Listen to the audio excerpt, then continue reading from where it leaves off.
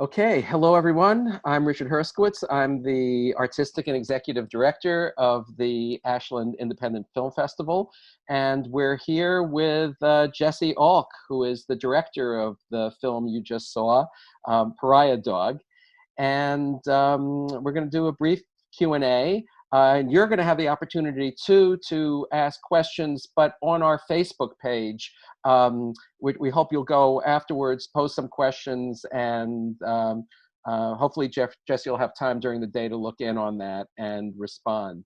So I just want to start by asking you, Jesse, to tell us a little bit about what brought you to Kolkata in the first place. Well, first of all, I want to say hello to everyone and thank you, Richard, for programming the film. We're thrilled to have it here. What brought me to Kolkata was my father made a film in Kolkata in 1971, and it was directly after the murder of Fred Hampton, and he went to India and they made this film about this musical sect called the Bowels. And it wasn't released. It was shelved by Columbia. But his filmmaking partner, Sally Grossman, took me to India in 2010 to see some of the places that they'd been, meet some of the people. And I just was kind of hypnotized by Calcutta, and I made some friends there. And then my friend, Audrey Turkar, is the executive producer on this film and is a filmmaker herself.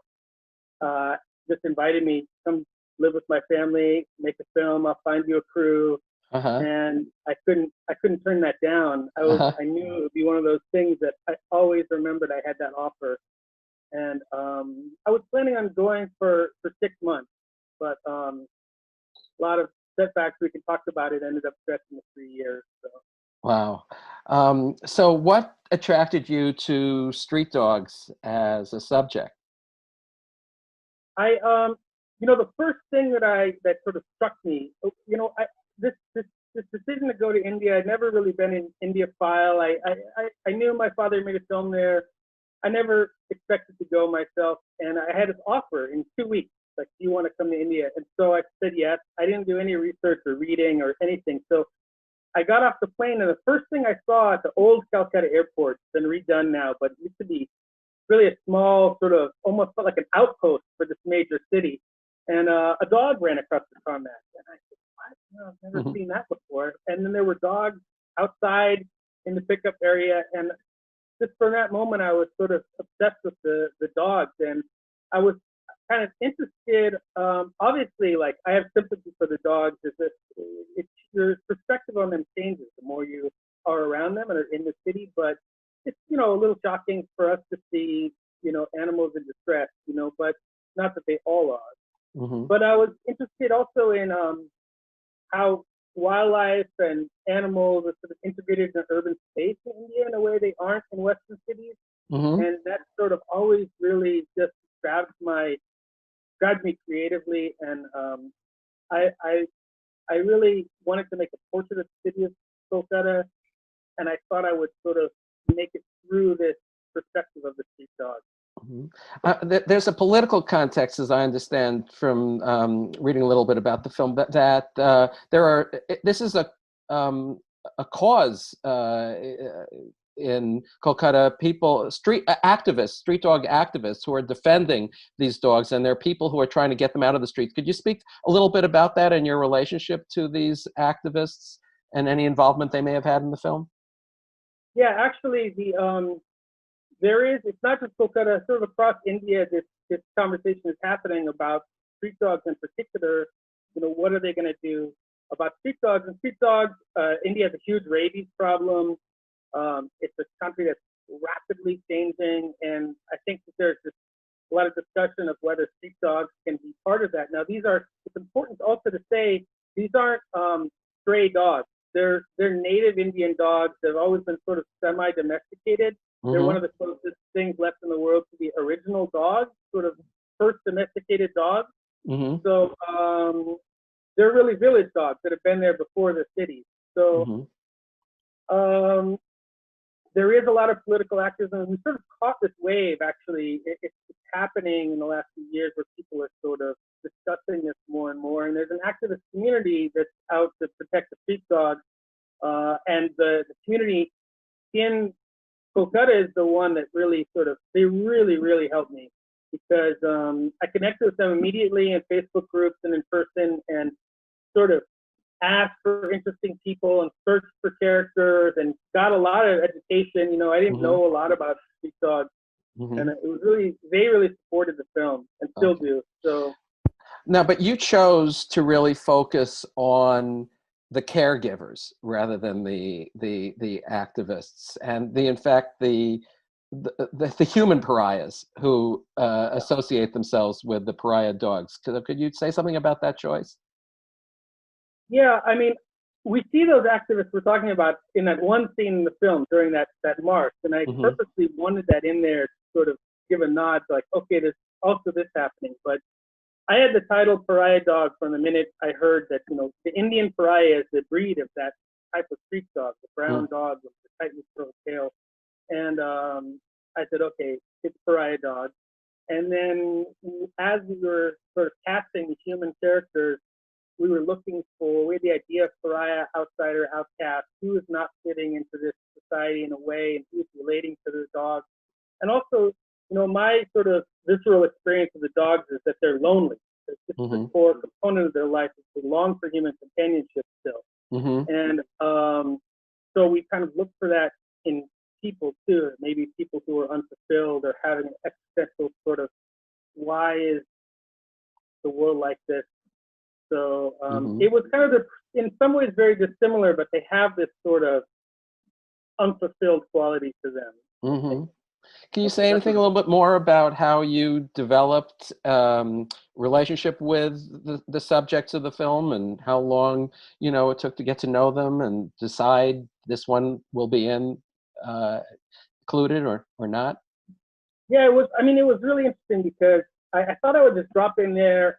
I wanted to spend 6 months, but you know, I did a scouting trip, a 6-week scouting trip, and I found Subroto, the auto rickshaw driver. And I thought, okay, and we found a couple other people, and I came back to the US, saved up a bunch of money, quit my job, packed up my apartment, went to India, and we found a few other people, and we were looking for that quality I'm talking about, but we shot for 6 months, and 2 out of the 3 major people we picked dropped out of the film. They decided, I don't really want to do this. And it was hard because a lot of them didn't, you know, documentary is not really a popular form in India. People didn't understand what shooting would be. They thought maybe they would just tell me something about the dogs and I would put that in the movie. So especially getting sort of behind the scenes, you know, verite footage was difficult. So basically, you know, we had to replace those 2 characters. And then it was a long process. Obviously, there's a cultural difference, you know, there's a language difference. My Bengali, even after all these years, is horrible. So it was spending a lot of time with them. I knew I wanted intimate footage. I wanted sort of to feel what it's like to be close to people, and that's one of the reasons I sort of opened the film with Subroto in the shower, to sort of say, okay, we have access here, we're with these people. And I think that even though, you know, Kajol, for instance, doesn't speak any English, but I spent so much time with her, and it was a crew of 3, myself and 2 local filmmakers, and that by the time the scene you see in the film where her dog has died, she just allowed us to be in a space, and as a foreigner and so different and such a big gap between us, I felt like that was the moment that all that sort of waiting and being with them. I knew that dog, I knew her. She let us be in that moment with her, so that's difficult, especially cross-culturally. Yeah. Well, let's turn to the filmmaking itself. This is your first feature, and I noticed that in your talking about the film, you call this a creative documentary. You use that term. Could you say something about that, about what that means to you? Yeah, I mean, there's so many. Documentary is almost like a useless term at this point. You know, split into so many different variations, and I think that there's a lot of documentaries and great films that have as their core intention to inform. You know, like that's not my intention in making films or what I want to do. I mean, you've seen the film. This is happening after the Q&A. So it's not really plot based. It's sort of character based. It's sort of tone poem. And I think that's what I say when we say creative documentary. It's something that's not journalism. Yeah. That's more cinema in the foreground. It's photographic. It's poetic in certain ways. I mean, I just say something about the cinematography is just beautiful, and there are just so many shots that stand out in their compositions. Can you say something about that? Yeah, I mean, that was definitely. I shot the film myself. It was always paramount. I had a rule, like no handheld shots of dogs. Like we wanted it to be. We didn't want to be running around chasing dogs. I wanted it to be composed. I wanted to have this feeling of stillness. I wanted it to sort of have. I don't really feel like most of the films that I see made by Westerners, especially in Kolkata, really show the city the way I see it. I see it in a different way. And I think that's one of the reasons that the film's been pretty well received in India. It's not that sort of typical. I mean, we have this. It's like almost a joke there that the filmmakers drop into Calcutta, they go straight to the brothels of the slums, and make this film. And that's not really what 90% of the people day-to-day experiences in the city. So I had a different take on it, and I had a cinematic language that I wanted to try to really stick to. And it extended the shoot a lot, because if you're just grabbing the camera and grabbing quick handheld stuff, it's a little faster. We do have some handheld stuff. We had to change it when Millie came in the picture. Millie wasn't gonna. She's gonna do exactly what she wants to do. So you had to be able to adjust to her quickly. I just wanted to ask you whether in gravitating to this kind of poetic, creative documentary filmmaking, what influences might exist for you, and if one of those is, you said your father is Howard Alk, whose film The Murder of Fred Hampton we're also showing today. Can you say something about that? If there's any, is he one of the influences? Are there others? I mean, it's hard to say. My father died when I was 8 years old, so I didn't really get to learn any filmmaking from him, although I grew up sort of in those first 8 years in the editing room. They were editing Ronaldo and Clara in my basement as I grew up, this Dylan film that they just used all that footage for the new Scorsese film. But, if anything, the influence from him is just always this feeling that I could sort of know something about him through his films and sort of see the world through his eyes. So I think maybe that's my intention in making films, to express something personal about the way I see the world. But in terms of filmmaking, I think more like Sergei Dvorcevoy, Michael Blauwager, filmmakers like that are really the ones who really, really make me excited about cinema. And so some more in that vein.